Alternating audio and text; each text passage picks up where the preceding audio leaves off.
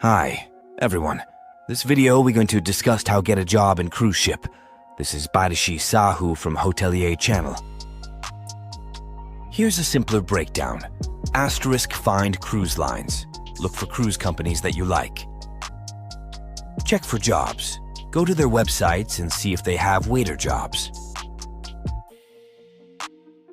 Make a resume. Write a simple resume talking about any waiter or hospitality work you've done. Get certificates. Some may need special certificates. Check if you have them or need to get them.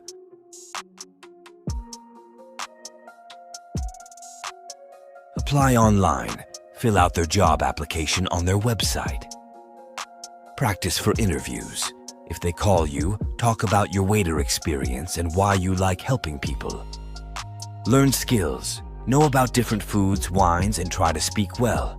Look good. Put a nice picture on your resume. Dress nicely for interviews. Be ready for changes. Jobs on cruise ships can have long hours and a different schedule. Show you can handle that. Talk to people.